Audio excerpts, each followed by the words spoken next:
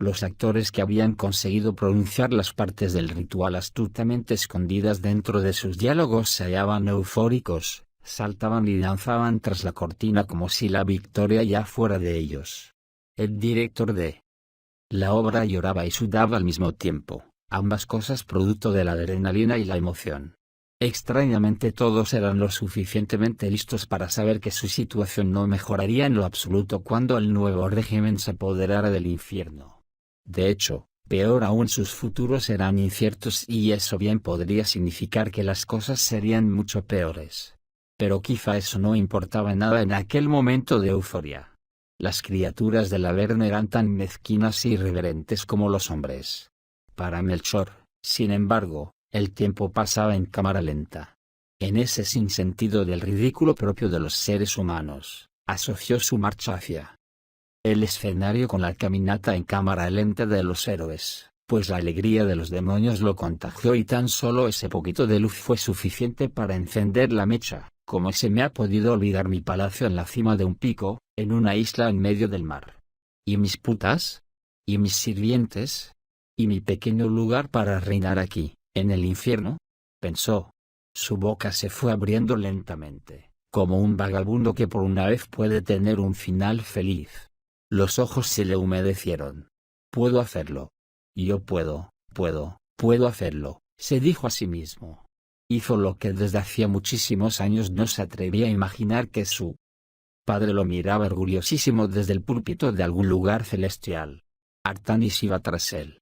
Al nigromante se le ocurrió fugazmente que luego de la victoria el elfo lo perdonaría. Lo perdonaría y de hecho, ¿por qué no? El terror se convertía en adrenalina y crecía, se abrazarían fraternalmente. Despachó la última docena de pasos antes de trotar por las escaleras y, de ahí, al pasillo final que terminaba en las cortinas que daban al escenario. Algunos demonios miraban sorprendidísimos su cambio de actitud. Melchor, es tu momento, pensó fugazmente. Es tu momento y vas a lograr tus sueños. Imaginó que tras él iba el alma de su madre, incluso, el alma del perro que más quiso en la vida. Su único amigo real. El director lo miró con cierto espanto, que se transformó lentamente en una sonrisa pícara. Tuvo que atravesar un brazo en el camino de Melchor. Espera, gimió. El goblin levantó los ojos entusiasmado, prestando atención a las exclamaciones de los actores que todavía quedaban sobre el escenario. Escuchó lo que esperaba escuchar, musitando el guión entre los labios, que conocía al pie de la letra, y entonces siseó ahora, Melchor. Sal. El hombre atravesó las cortinas y marchó con paso triunfal hasta el centro del escenario. Allá afuera el clima no era tan pesado ni opresor como el de atrás. La brisa helada bendijo su frente sudorosa y nada en el universo pudo prepararlo para la visión abismal de miles de espectadores viéndolo desde gradas infinitas. Melchor caminó hasta la punta, levantó los brazos emocionado y abrió la boca, y eso fue todo.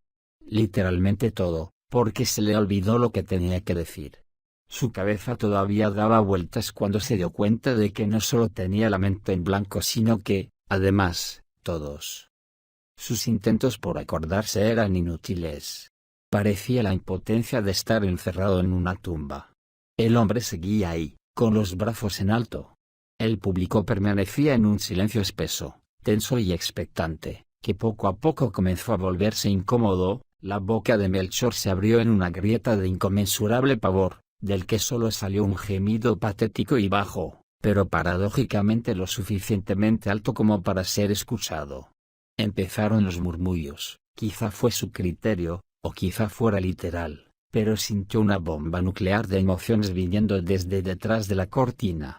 Y aquello no era nada en comparación a Artanis, cuyo rostro pasaba del vello élfico a convertirse en una expresión desfigurada y monstruosa de incredulidad, odio, terror y unas pupilas terroríficamente pequeñas para los ojos que las albergaban. Seguía buscando desesperadamente la información en el disco duro de su mente, pero entonces se le vino a la cabeza, como por azares tristes del destino, que él jamás fue bueno recordando las cosas de ese modo, forzándolas. Estaba perdido. Comenzó a sollozar de horror incrédulo lleno de ruido blanco, no de tristeza a la hora de la verdad. Melchor no era lo suficientemente profundo ni romántico para dejarse someter a cualquier otra cosa más que un grito interno de terror absoluto. Y sin quererlo, porque no había otra, por su mente comenzaron a pasar un montón de frases rápidas y sin sentido de su vida, de sus sueños y su infancia. Una de ellas fue: ojalá estuviera en el cielo, aun si tuviera que ser para siempre. Y después, claro, eso sería una boludez. Los segundos transcurrían. Artanis susurró, siseó, gimió y lloró al mismo tiempo. Melchor, Telepte, por su lado, ponía una cara que no podría ser descrita adecuadamente en ninguna lengua y que, por lo tanto, era mejor dejar en un parecido a la expresión que ponía el monstruo de Malvavisco en Los cazafantasmas unos segundos antes de que el portal explotara en la cara. Shark, el simpático pero abominable ser grumoso y húmedo, se cuajó. Erasmo, el obeso y calvo maestro de Melchor, sentado allá, desde un puesto no muy privilegiado, se frotó la cara con mortificación, meneando la cabeza lentamente. Y todo eso fue poco después de que Melchor comenzara, lentamente, ante un silencio gigantesco que todavía persistía, a llorar. Los murmullos incómodos comenzaron entre la audiencia otra vez. Algunos demonios giraron la cabeza disimuladamente y otros se taparon los ojos. Hubo quienes no aguantaron más y se pusieron de pie retirándose silenciosamente con la cabeza y la cornamenta en bajo. Algunos eran inquisidores cósmicos desde mucho antes que naciera el primer hombre, pero no, eso no, desde muchos de los caseríos, palacios, castillos y metrópolis del infierno, lores, almas condenadas y entes cósmicos miraban la escena desde sus televisores. Una de las cámaras hizo un close-up mostrando que, para poner la cereza sobre el pastel, Melchor estaba empezando a hacerse pipí. En ese momento fueron rápidamente a corte y pusieron las barras de colores. Antes de eso, sin embargo, un demonio tuvo la consideración de apagar el televisor desde donde el padre de Melchor veía la obra, con su flácido cuerpo empotrado en un instrumento de inexpresable tortura. El anciano hizo un gesto de disgusto. Siempre fue un pelotudo. Mientras tanto, en el anfiteatro, el público estaba en un predicamento. Los murmullos empezaban a hacerse más audibles y ya estaban rompiendo el inquisidor silencio. Se parecía de hecho al ruido que hace la gente luego de ver una obra, saliendo ordenadamente del teatro. Todos al unísono esperaban que tal vez eso fuera desplazando, con la mayor dignidad posible, el final. Ja, sí, exclamó Melchor, ya lo he recordado. Varias miles de cabezas giraron de vuelta al escenario. Pero entonces, enloquecido dentro de sí mismo, el nigromante volvió a dudar y a bajar la cabeza, con una semisonrisa demencial y estúpida, y los dedos cerca de los labios, sintiéndose cada vez más cerca de la frase, y quizá lo hubiera logrado eventualmente, de no ser por Artanis, el elfo oscuro, enloqueció total, absoluta e irremediablemente de la Agabilmaak, Patensmanmukil chilló, a todo pulmón. La pronunciación fue excelente, los tonos ideales, la exclamación simplemente inmejorable. Habría sido perfecto, habría puesto el fin a la obra, habría puesto fin al reinado de Satanás y habría cerrado con broche de oro. Absolutamente todo, de no ser porque, simplemente, era Melchor quien tenía que decirlo, no él. La audiencia había escuchado al elfo perfectamente. Y la audiencia también había entendido, de paso, qué significaban aquellas palabras. Primero vinieron las aterradoras exclamaciones de sorpresa, después el grito de miles poniéndose de pie, intempestivamente. Velae, Agabilmaak, Patensmanmukil, Velae, Agabilmaak, Patensmanmukil, repetía demencialmente, llorando, escupiendo la cara del nigromante, quien lo miraba sorprendido. Y ya era demasiado tarde. Melchor enmudeció, pero esta vez no porque su memoria lo traicionara, sino por un poder superior que le quitó automáticamente el habla. Artanis no fue tan afortunado, recibió un ataque contra el cual ni él ni cualquier otro elfo oscuro, independientemente de su poder, habría podido defenderse. Estaba muy fuera de su liga. Los ojos esmeraldas saltaron de sus cavidades, sus huesos se desbarataron, su cuerpo se desinfló y antes de que sus restos cayeran al suelo como un harapo viejo que alguna vez fue algo vivo, su alma se desintegró. Todos los demonios del cuerpo regente del infierno se levantaron de sus tronos. No cabía duda de que estaban furiosos y quien había despachado al elfo no daba signos de darse por satisfecho con aquella primera demostración. El suelo comenzó a temblar. El anfiteatro se caía lentamente a pedazos. El escenario fue separado en dos por un terremoto. Las cortinas, tan grandes como edificios, empezaron a quemarse, y los gritos y gemidos de horror de todos los actores se levantaron como la tragedia más grande del universo, víctimas de algún castigo de dolor imposible que ocurría ya, tras bastidores. Melchor no lograba pensar correctamente, por lo que era apropiado decir que su limitado cerebro se hallaba más allá del miedo. Era una simple nada piadosa. Miraba estúpidamente a las cortinas en llamas, desde el suelo. Empezaron los relámpagos y el rugido de una brisa huracanada. Los miles de espectadores no tenían nada que ver con aquello y ciertamente por ello no serían castigados, pero eso no quería decir que no sintieran el más grande, irracional pavor. Ellos eran demonios y seres oscuros, entes y entidades, y podían sentir el poder que se desataba desde el área más privilegiada de las tribunas. Poder obsceno, poder puro. Y eso que Satanás todavía no empezaba. Él seguía sentado, Telepte obviaba, solo lograba conjurar berridos patéticos, abriéndose paso a trompadas entre la multitud, intentando estúpidamente escapar a lo inevitable. Cuando fue alcanzado hubo un coro de gritos. No es posible describir lo que le ocurrió. Era inenarrable. Lo mismo con todos y cada uno de sus cómplices, uno por uno. Melchor abrazaba sus propias rodillas meciéndose, mirando de un costado a otro. En este estado era menos que un niño. Tenía noción de qué había pasado, pero al mismo tiempo no comprendía qué sucedía a su alrededor, salvo que debía ser algo muy malo. Sus cabellos canos se alborotaban en el aire. Y fue entonces cuando vio un resplandor muy fuerte y muy fugaz, y perdió el conocimiento. Abrió un ojo. Escombros, fuego y cenizas. Olor a carne quemada. Gemidos que provenían de gargantas que solo expresaban pesar, un dolor infinito y la ausencia absoluta de toda esperanza. Fue esto último lo que le dio náuseas y ganas de gritar. Todo parecía inmerso en un túnel blanco y naranja, pulsante y vivo, tormentoso y crepitante que giraba sobre sí mismo. El cielo, los alrededores, todo había cambiado. Intentó levantarse. No tenía energías para ello. Apenas si logró sentarse y frotarse la cara, quejándose. Fue entonces que lo vio por entre los dedos, al rey, Satanás, de pie ante él. ¡Oh, Dios!, consiguió gemir. Reparó inmediatamente en su clásico error y simplemente sintió que quería hacer algo indescriptible que no sabía si existía realmente pero que iba entre las líneas de solo quiero desaparecer. ¡Oh, no!, gimió Melchor, en el cenit de su fin. Sintió la respiración suave del Señor absoluto. Quizá era una forma de decirle a Melchor que guardara silencio, pues él se iba a dirigir a mí. Satanás le hablaba en un idioma íntimo y humano que controlaba mejor que cualquier dramaturgo que jamás haya vivido. Oye, tú, el hombre cubrió su cabeza.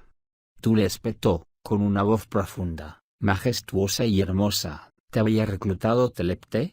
¿No es así?